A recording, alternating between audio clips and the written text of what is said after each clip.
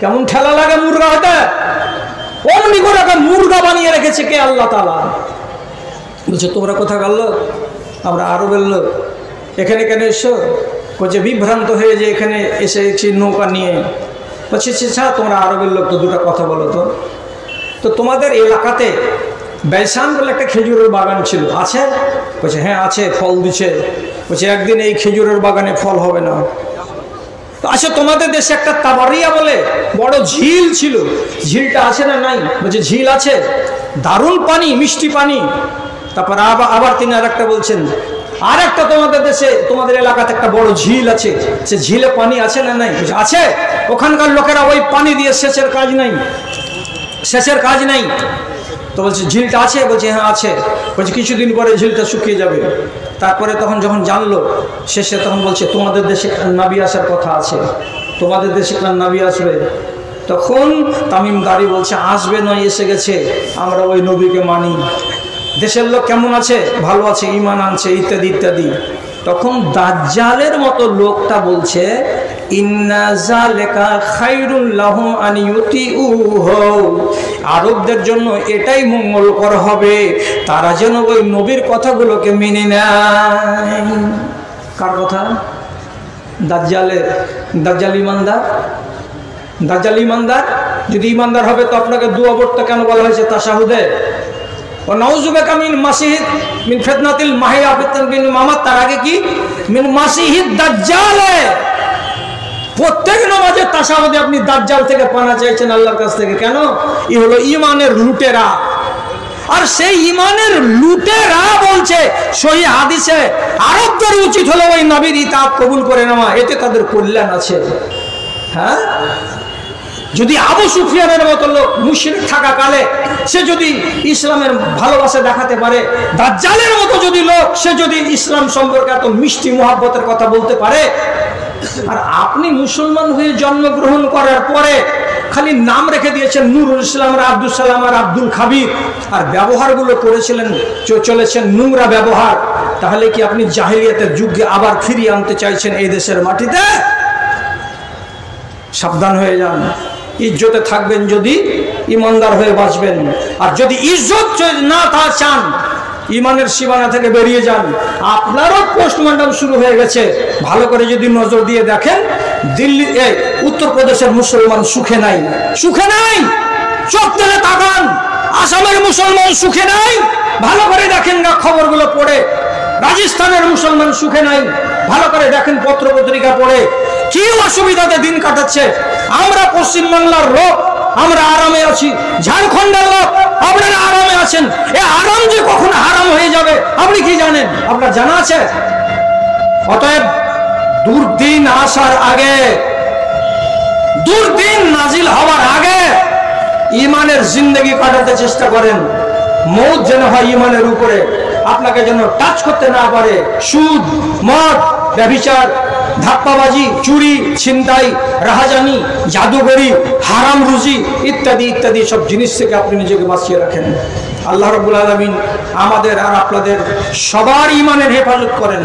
আমার টাইম আছে 9:10 আমার টাইম শেষ হয়ে যাবে। তো আমার ভাইজান বলেছেন এবং সভাপতি আমাকে আগে বলে দিয়েছেন, এবার আমি তো একটা চিরকুটও পেয়ে গেছি, সে চিরকুট অনুযায়ী বলছি যে ভাইরা আমার, আমি হলাম এখান থেকে 124 কিলোমিটার দূরের লোক, আর একটা জেলার আর একটা প্রভিন্সের। তো আমি তো মুসাফির, তো আমার মতো একটা পাপি তাপি মানুষের মুখ থেকে ছোট্ট ছোট্ট দোয়া বের হবে। আপনার জন্য দোয়া করব, মানুষ হয়তো আমার দোয়াতে আমিনও বলতে পারে। তার জন্য বলছি, এই প্রতিষ্ঠানটা, এই মহিলা মাদ্রাসা এবং জেন্টসের মাদ্রাসা এত সুনাম সুখ্যাতির সাথে উন্নতি করে চলেছে। সুনাম কিসের দ্বারাই হয়?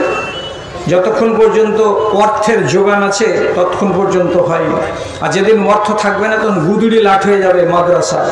তো আপনারা রিপোর্টারের কাছ থেকে অডিট রিপোর্টটা যেটা শুনতে পেয়েছেন খুবই সুখের, আপনারা পকেট থেকে দিয়েছেন তাহলে তো হয়েছে। খুব খাস লোক আপনাদের নাকি গো? আপনাদের নিজের লোক নাকি? না না, আপনি এই কথাটা বলেন না আপনারা, যে এটা কি আপনাদের বাড়ির বড় জামাই? ওকে বাইরে চার দোকানদারি করতে কেউ মানা করেছে নাকি? সব কটি চাওয়ালা বাইরে দোকানদারি করছে, আর মানুষের ঘাড়ে ঘাড়ে কেন দোকানদারি করছে? আপনারা কেউ নিষেধ করতে পারছেন না, একটা লোক বলতে পারছেন না যে এখানে কেন দোকানদারি করছো? আমি তো বিদেশি মানুষ, আমি তো যদি সাইজ করি একবারে ছিলে নেব সাইজ করে। কেন দোকানদারিটা করছে মানুষের ঘাড়ে চেপে চেপে? আপনারা একটা লোক বলতে পারেন না যে বাড়ি যাও? ফাজলামো করার জায়গা মিলে না তোমাদের। মনে হচ্ছে মাদ্রাসার সেক্রেটারির বড় জামাই এটা। বেগায়রত ইনসান। যার খরচ আছে সে যাবে, যে তোমার কাছে চা খেয়ে আসবে, তুমি বাড়ি চলে যাও। আচ্ছা 1000 টাকা করে টাকা দিবেন 50টা লোক, আমি সবকে চিনি না। বিসমিল্লাহির রহমানির রহিম। কেউ খাড়ো হন। চিড়া ভিজা খায়া কসম করেছেন নাকি? ভিজা চিড়া খায়া কসম করেছেন নাকি যে নড়ব না? আমি 1000 টাকা বললাম 50টা লোক। বিসমিল্লাহির রহমানির রহিম। উঠেন কেউ। আল্লাহ রে, মেলা জায়গাতে মেয়ের খেয়েছি, কিন্তু মায়ের নামে, মৃত্যু মায়ের নামে 5000। কে কে? জাকির হোসেন, আলীগঞ্জ থেকে। আচ্ছা আচ্ছা, আলহামদুলিল্লাহ। আলীগঞ্জ থেকে আমার ভাই জাকির হোসেন সাহেব। এই এখানে একটু রাস্তা দাও তো, এখান দিয়ে লোকেরা আসবে টাকা নিয়ে, একটু রাস্তা দিত বাবারে। জাকির হোসেন সাহেব উনি ওনার মায়ের উদ্দেশ্যে 5000 টাকা দিয়েছেন আলীনগর না আলীগঞ্জ থেকে? আলীগঞ্জ থেকে। আলহামদুলিল্লাহ, মাশাআল্লাহ, জাযাকাল্লাহ। আল্লাহুম্মা আইয়িদহু বিল ইলমি ওয়াল হিলমি ওয়া যায়্যিনহু বিল ঈমানি ওয়াত তাকওয়া ওয়া লা তু'রিজহু বিল ফিতানি ইয়া রাব্বাল আলামিন। আল্লাহুম্মা সাল্লি আলাইহি, আল্লাহুম্মা বারিক আলাইহি। আমিন আমিন বিরহমাতিকা ইয়া আরহামার রাহিমিন। আলম মুমিন 2000 টাকা দান করেছেন। মাশাআল্লাহ, আলহামদুলিল্লাহ, জাযাকাল্লাহ। কয়েকজন লোকের নামে 2000 টাকা করে গেছেন, দান কবুল করে তুমি পাক। সুবহানাল্লাহ, আমিন। আরেকজন আলহাজ হাশিম সাহেব, মাশাআল্লাহ। আচ্ছা, আলহামদুলিল্লাহ, মাশাআল্লাহ। নরোত্তমপুর থেকে আমার ভাইজান হাশিম সাহেব 2000 টাকা করে গেছেন দান। মাশাআল্লাহ, আল্লাহুম্মা সাল্লি আলাইহি, আল্লাহুম্মা বারিক আলাইহি। আরেকজন আমার ভাইজান দিয়েছেন 500 টাকা। আল্লাহ তুমি তার প্রতি হও সখে। আমিন আমিন বিরহমাতিকা ইয়া আরহামার রাহিমিন। আরে 1000 টাকাগুলো কমসে কম আরে ছাদ ধরার মতো করে উঠেন না গো। 1000 টাকা করে আপনারা টাকা দিতে পারবেন না? এত বড় মাদ্রাসা, যার বাৎসরিক আয় ইনকাম শুনলেন 76 লক্ষ টাকা, খরচ টরচ বাদ দিয়ে শেষের বেলায় টিকেছে ভুলে গেলাম মনে হয় 11 লক্ষ না কত লক্ষ টাকা। আরে টাকা আছে তো দম আছে মাদ্রাসা, আর মাদ্রাসাতে টাকা আছে বলেই সার্ভিসটা ভালো হচ্ছে। এখানকার লেখাপড়ার তারিফ করছে কে? তো জেলা জমিয়তের যিনি প্রেসিডেন্ট মাদানী সাহেব বলে গেলেন, আমি বাইরে দাঁড়িয়ে দাঁড়িয়ে শুনছিলাম। ভাইজান কথাটা মানুন, কথাটা শুনুন।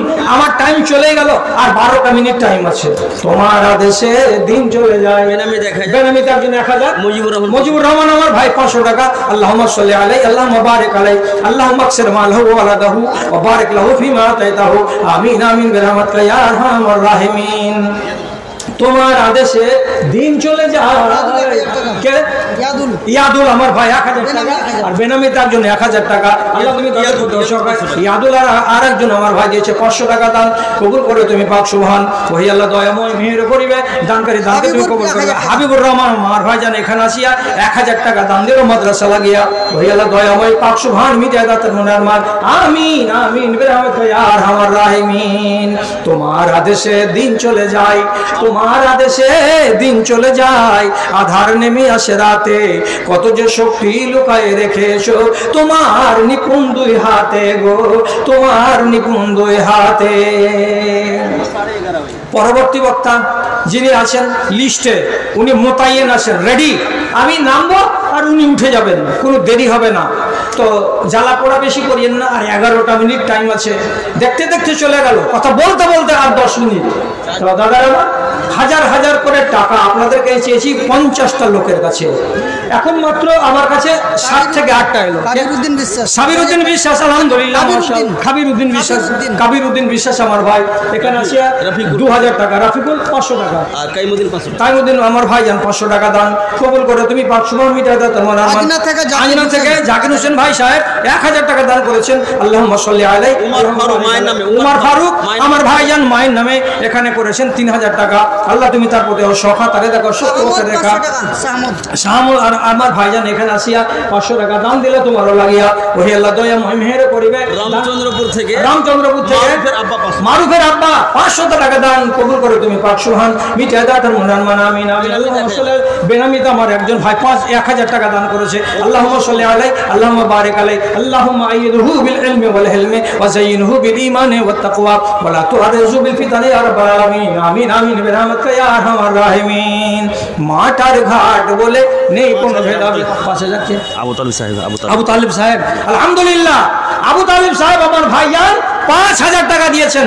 প্রথম বিসমিল্লাহ করেছিলেন আলীনগরের এক ভাই, আর এবার আবু তালিব সাহেব জানি না কোথাকার লোক, উলা পাহাড়ি। আলহামদুলিল্লাহ মাশাআল্লাহ জাযাকাল্লাহ।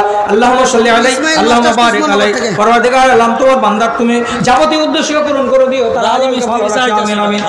রাজমিস্ত্রি একজন ভাই আমার এখানে 500 টাকা দান কবুল করো পাক সুবহান মিটাতার মনের মান আমিন আমিন বিরহমাতিকা ইয়া আরহামার রাহিমিন। বেনামিতে একজন ভাই আমার 500 টাকা দিল। ইহকাল পরকাল করো গো মঙ্গল। আর যদি কেউ থেকে থাকে আরেকজন আমার ভাইজান আব্দুল হালিম 500 টাকা। তাজুর ড্রাইভার 500 টাকা। কে? তাজুর ড্রাইভার আমার ভাই 500 টাকা। আব্দুল হালিমের মাতা দিয়েছে 100 টাকা। আল্লাহ তুমি তাদের প্রতি সকাতারে দাও। দানেশ মাশাআল্লাহ 2000 টাকা দান। দানেশ ভাই ইয়াহি আমার ভাইজান 500 টাকা। আল্লাহ তুমি তাদের প্রতি সকাতারে দাও। সত্য বতর রেখা ওই আল্লাহ দয়াময়। মনিরুল 500 টাকা, মুস্তাফা 500 টাকা, আরেকজন আমার ভাই 100 টাকা। ওই আল্লাহ দয়াময় পাক সুবহান মিটায় দাও তার মনের মান। তাদের কেউ যদি থেকে থাকে কবরেতে তোরা নিবে তুমি নিজের রহমতে। রব্বানা তাকাব্বাল মিন্না ইন্নাকা আনতাস সামিউল আলিম আমিন আমিন। বেনামিতে একজন 500 টাকা। আল্লাহ তুমি তাদের প্রতি সকাতারে দাও সত্য বতর রেখা। রব্বানা তাকাব্বাল মিন্না ইন্নাকা আনতাস সামিউল আলিম আমিন আমিন বিরহমাতিকা ইয়া আরহামার রাহিমিন। জাকির শেখ আমার ভাইজান 1000 টাকা। আল্লাহ তুমি তার প্রতি সকাতারে দাও সত্য বতর রেখা। আল্লাহুম্মা সাল্লি আলাইহি আল্লাহুম্মা বারিক আলাইহি আল্লাহুম্মা আকসির মালাহু ওয়া ওয়ালাদাহু ওয়া বারিক লাহু ফিমা আতাইতাহু আমিন আমিন বিরহমাতিকা ইয়া আরহামার রাহিমিন।